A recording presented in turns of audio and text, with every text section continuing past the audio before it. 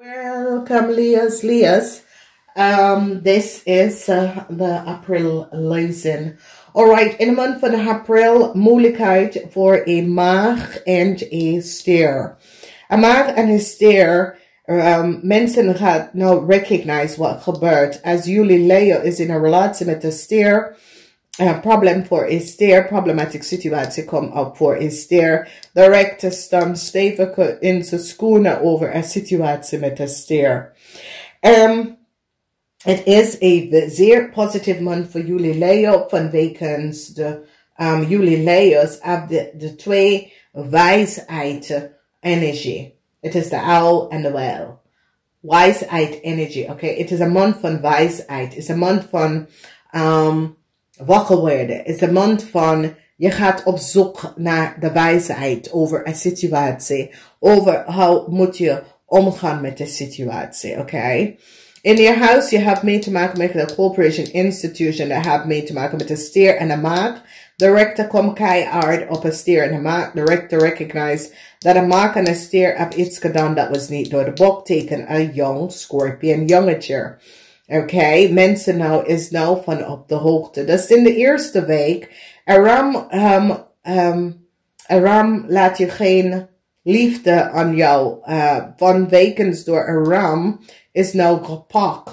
En mensen nou recognize wat een ram heeft gedaan tegen een jong maagman van een ander land. Mensen nou recognize dat een ram is degene dat creëert some sort of a chaos voor een tweede, nee, dit is een maagman van een ander land. En gebruik een maagman van een ander land om iets te doen dat was niet door de boek. In de tweede week, a corporation institution recognize dat een ramzaakman heeft geliegen en bedriegen.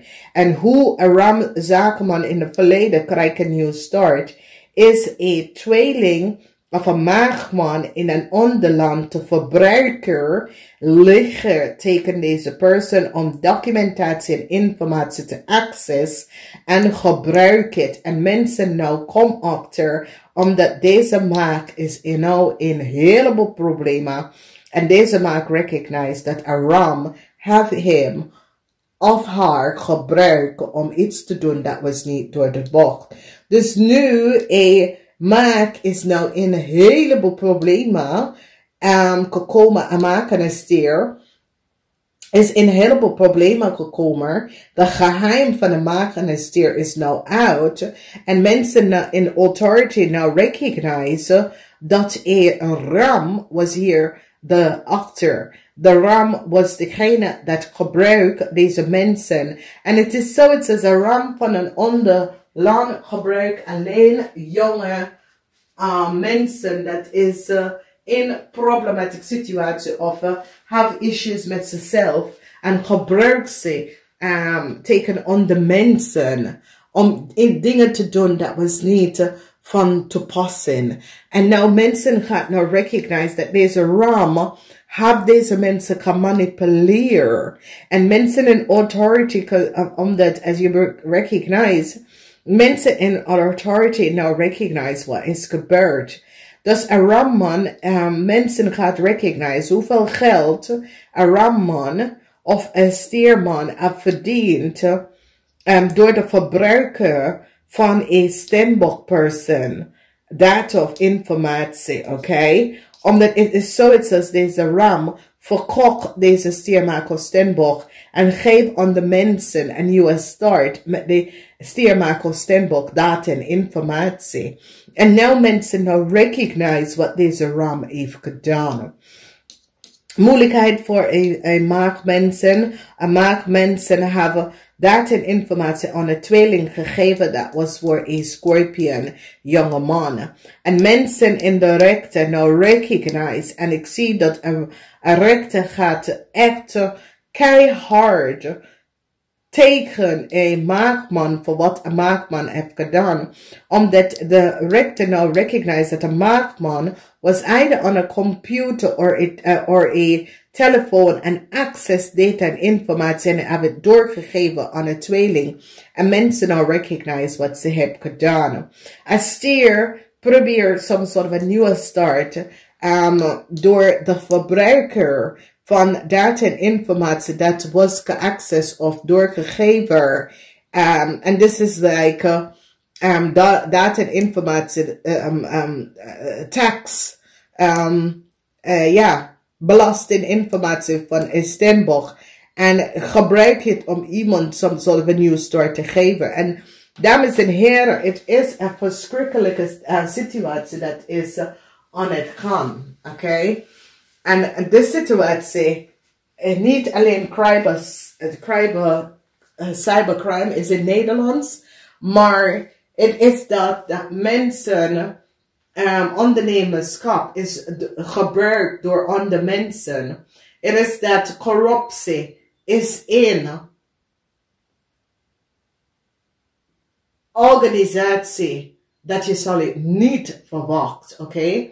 En het is een situatie waar soms zie je dat mensen is in de waarde. En is doordat ze komen achter dat verschrikkelijke dingen is gebeurd. Dames en heren, hoe behandel je een situatie van identiteit? Hoe behandel je een situatie van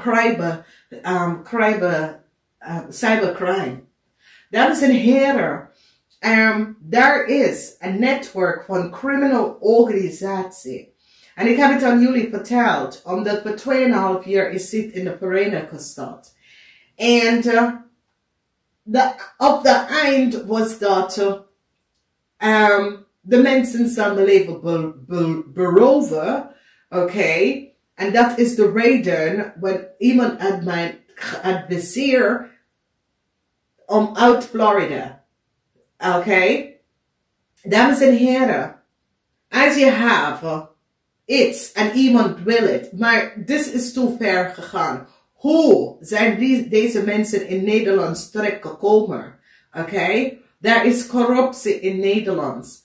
En het is verschrikkelijk, omdat ik had geen ideeën. Ik denk dat Nederlands, en misschien ben ik naïef of zo, dat Nederlands, ik voel me prettig, vanwege het is goed. En ik kan nog herinneren, toen mijn moeder leefde en mijn moeder kwam, toen we woonden in een andere stad, mijn moeder zei, waarom hebben jullie geen alarm? En ik zeg, nee, we hebben het niet nodig. Dit is Nederlands, mam.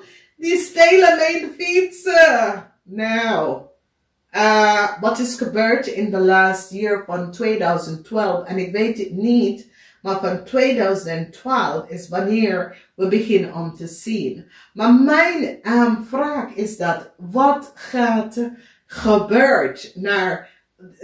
Krijgt deze mensen gevangenisstraf? Krijgt deze mensen straf?